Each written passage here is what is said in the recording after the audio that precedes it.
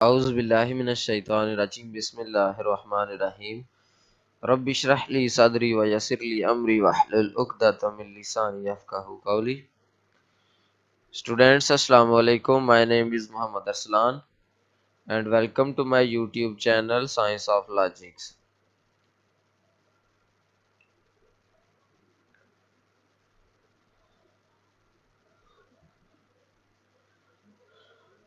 Today we are going to start exercise 5.1 of mathematics 7th grade.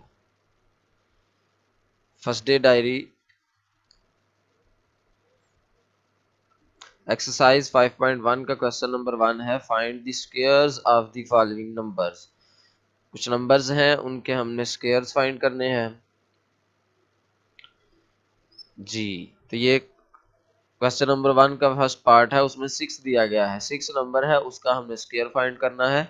Square we know the 2 power is called square, तो हम 6 की power 2 ले लेंगे।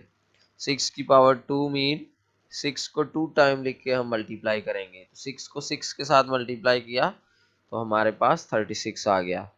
इसी तरह 5 का भी स्क्वायर आप ले लेंगे, 5 को 2 टाइम इस तरह लिखेंगे जिस तरह मैंने 6 मल्टीप्लाई 6 लिखा है। आप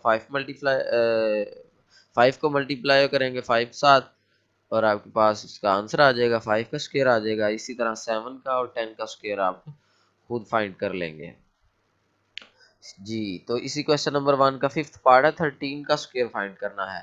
तो यहाँ पर भी उसी तरह ऑब्वियसली 13 की पावर 2 आ जाएगी और 13 की पावर 2 मीन 13 को मल्टीप्लाई कर देंगे 13 के साथ। तो आप इसको रफ साइड पे मल्टीप्लाई भी कर सकते हैं और बेहतर तो यह है कि आपको 13 का टेबल आना चाहिए। और 13 13 जार 169 होता है। इसी तरह 8 का जब हम स्क्वायर निकालेंगे तो 8 को इस तरह 2 टाइम लिख के 8 8 जार 64 आ जाएगा यहाँ से।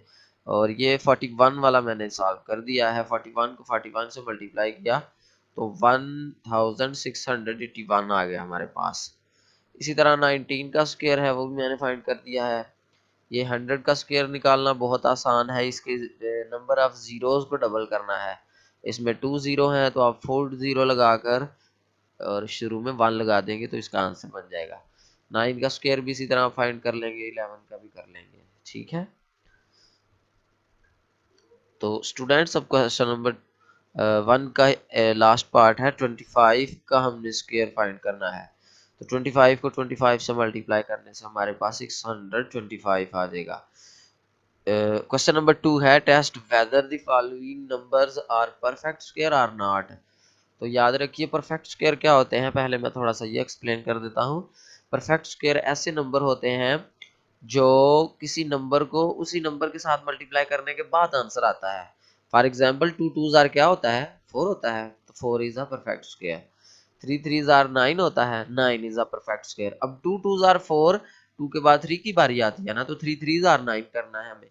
तो 4 और 9 के दरमियान जितने भी वैल्यूज हैं वो परफेक्ट स्क्वायर नहीं है, ठीक है। आप इसको यूं समझिए कि 2 2 जार 4 एक परफेक्ट स्क्वायर हो गया 4, फिर 3 3 जार 9 होता है, 9 एक परफेक्ट स्क्वायर हो गया, फिर 4 को 4 से मल्टीप्लाई करें 16 होता है, 16 एक परफेक्ट स्क्वायर हो गया।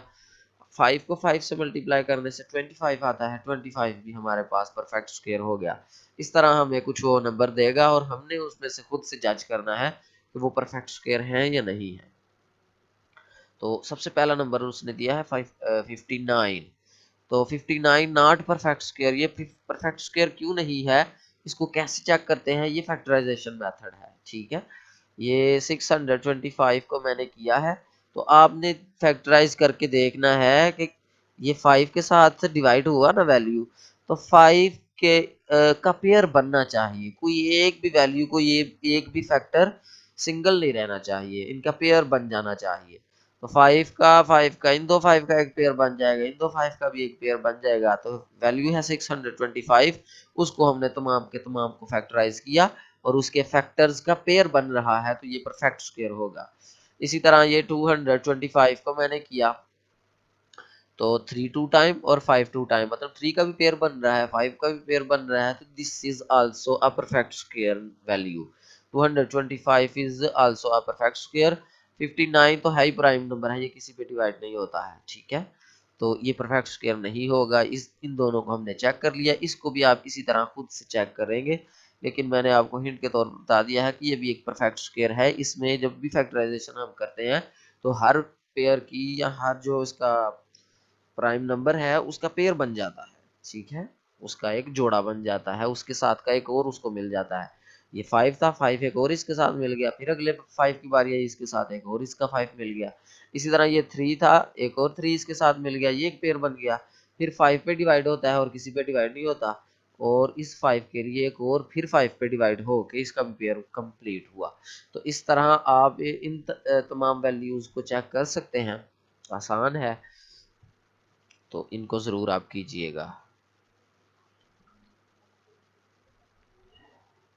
अच्छा स्टूडेंट्स, क्वेश्चन नंबर 3 है, 5.1 का क्वेश्चन 3 है, without solving separate the perfect square of even and odd numbers.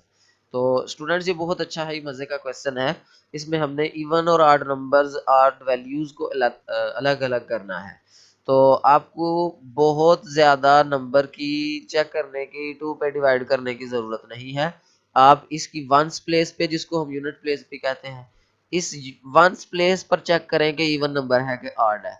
तो वंस प्लेस पे हमें क्या मिल रहा है, 1 1 इज ऑड नंबर, तो हम इस पूरी वैल्यू, ये जितनी मर्जी बड़ी वैल्यू होती, ठीक है, हम इस पूरी वैल्यू का फैसला इस एक नंबर की बिना पर कर सकते हैं कि दिस इज ऑड नंबर। इसको आप चेक भी कर सकते हैं। तो इसके यूनिट प्लेस पे आप देखें 4 है, 4 इज इवन, देन ये पूरी की पूरी वैल्यू इवन हो गई, ठीक है।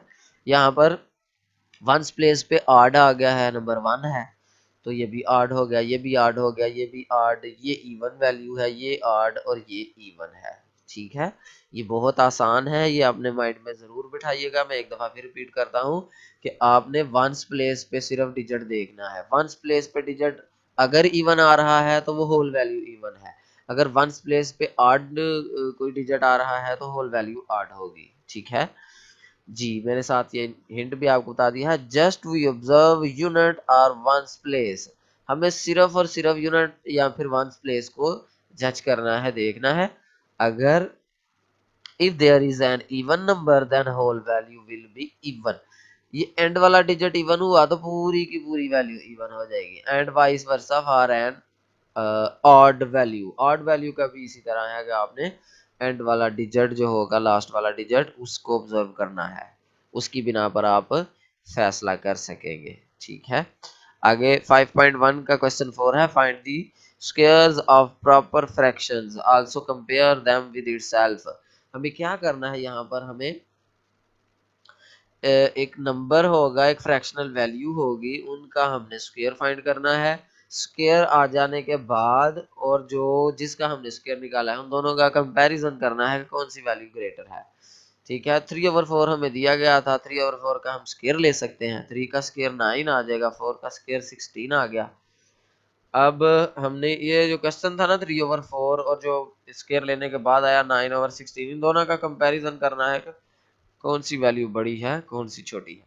तो आप आसानी से इन दोनों के डिनोमिनेटर को सेम करके कंपैरिजन कर सकते हैं। अगर बिलफर्ज आपको ये इतना लंबा चौड़ा काम करना पड़ रहा है, आपको मुश्किल लग रहा है, तो हमेशा एक बात याद रखिएगा, जो भी कोई फ्रैक्शनल वैल्यू होती है, ठीक है, फ्रैक्शनल वैल्यू का जब भी स्क्वायर फाइंड किया जाता है तो वो छोटी हो जाती है वैल्यू। कैसे, ये देखिए, ये 4 है ना नीचे, इस 4 का जब हम स्क्वायर लेंगे तो ये बन जाएगा 16, ठीक है। पहले हम इस 3 के 4 पीस कर रहे हैं, फ्रैक्शन का यही मतलब होता है ना कि एक 4 पीसीस थे, उनमें से 3 हमने रखने हैं। अब 16 पीसीस हैं, उनमें से हमने जस्ट 9 में कलर करना है या 9 अपने पास रखने हैं। इसको आप यूं समझिए कि 3 के 4 पार्ट करने थे, अब इधर 9 है, 9 के मजीद 16 पार्ट करने पड़ेंगे, बहुत छोटी छोटी वैल्यू आएगी है, ठीक है। इसके अलावा यूं कंपैरिजन भी करना मैंने आपको बता दिया है, इनके डिनोमिनेटर सेम करें तो ये 9 आ रहा है, इधर 12 आ रहा है, तो obviously 12 is greater than 9, 12 greater से बड़ा है, तो ये वाली साइड इसकी बड़ी हो गई, मतलब जो क्वेश्चन था वो ग्रेटर है, स्केयर लेने के बाद वैल्यू मजीद छोटी हो गई, लेस हो गई। तो यहाँ मैंने लिख दिया है square of any fractional value must be less than itself. ठीक है, फ्रैक्शनल वैल्यू का जब भी आप स्क्वायर फाइंड करते हैं तो वो छोटी हो जाती है वैल्यू। और 5/6 मैंने स्टूडेंट्स के लिए छोड़ा है, आसान क्वेश्चन है। 4/11 भी इसी तरह, 1/7 भी इसी तरह। बाद में आप कंपैरिजन करना चाहें तो कंपैरिजन कर लें, अदरवाइज मैं आपको एक्सप्लेन कर चुका हूं कि जब भी आप फ्रैक्शनल वैल्यू का, ये फ्रैक्शनल वैल्यूज है ना सारी, इनमें बटा आ रहा है, तो फ्रैक्शनल वैल्यू का जब भी स्क्वायर लेते हैं तो उनका आंसर उससे लेस हो जाता है। जी, तो क्वेश्चन नंबर 5 है find the squares of decimals and compare them with itself. पहले हमने फ्रैक्शनल वैल्यू का स्क्वायर निकाला था, अब डेसिमल वैल्यू का स्क्वायर निकालने के बाद फिर उसको क्वेश्चन के साथ कंपेयर करना है। तो ये 0.4 लिखा हुआ है, आप 0.4 को 0.4 से मल्टीप्लाई करें, ये मैंने एक साइड पे किया हुआ है। स्क्वायर का यही मतलब होता है ना, 0.4 को 0.4 से मल्टीप्लाई कर देंगे। जब मैंने इनको मल्टीप्लाई किया तो ये पॉइंट के बाद एक डिजिट था, इस पॉइंट के बाद भी एक डिजिट था। आंसर में अब मैं टोटल कितने हो गए डिजिट, 2 डिजिट हो गए ना। आंसर में मैं 2 डिजिट के बाद पॉइंट लगाना है, तो मेरे पास 0.16 आ जाएगा स्क्वायर किसका, 0. इसका 0.4 का स्क्वायर 0.16 आ गया। अब मैं इसका कंपैरिजन करना चाहता हूँ। ये पॉइंट के पहले क्या है, 0, इधर पॉइंट से पहले क्या है, 0, इस पॉइंट के फौरन बाद 4 है, इस पॉइंट के फौरन बाद 1 है। 1 इज ग्रेटर और 4 ग्रेटर, 4 ग्रेटर वैल्यू है। ठीक है, आपने पॉइंट के बाद फौरन बाद वाला डिजिट इधर से और पॉइंट के फौरन बाद वाला डिजिट इधर से, इन दोनों का कंपैरिजन कर लेना है, जिससे आपको पता चल जाएगा कि कौन सी वैल्यू बड़ी है। ठीक है, तो इधर भी यही बात साबित हुई कि जो क्वेश्चन है वो ग्रेटर है, जो ही हमने उसका स्क्वायर लिया वो मजीद छोटी वैल्यू हो गई। ठीक है, फ्रैक्शनल में और डेसिमल में ऐसा ही होता है। आप आगे वाले तमाम क्वेश्चन को इसी तरह सॉल्व कर लेंगे। एक क्वेश्चन मैंने ये 4 वाला मजीद सॉल्व कर दिया है, 2 और 3 आप खुद कर लीजिएगा। जी, यहाँ पर भी आप सिंपली मल्टीप्लाई करना है आपने। ठीक है, जब आप 0.05 को 0.05 से मल्टीप्लाई करते हैं तो हमारे पास ये आ जाता है 0.0025। तो अब आपने इसको इस इन दोनों को कंपेयर करना है। पॉइंट के बाद क्या है, 0, इस पॉइंट के बाद क्या है, 0। अभी तक हमें कंफर्म नहीं हुआ, अभी तक इक्वल हैं दोनों। अच्छा, पॉइंट के एक डिजिट 0 है और उसके बाद वाला डिजिट है 5। यहाँ पर पॉइंट के बाद 0 वाला डिजिट और उसके बाद है 0। अब 5 ग्रेटर है कि 0 ग्रेटर है, तो आप खुद ही बताएंगे कि 5 ग्रेटर वैल्यू होती है। तो question is greater and the square of its value is less. इधर भी मैंने बताया square of any decimal value must be less than itself. जब भी आप किसी डेसिमल वैल्यू का स्क्वायर लेते हैं तो वो छोटी हो जाती है। ठीक है, तो स्टूडेंट्स मैं उम्मीद करता हूँ आज का लेक्चर आपको अच्छे से समझ आ गया होगा। अपना बहुत सा ख्याल रखिएगा, खुश रहिए, खुश रखिए। अल्लाह हाफिज़।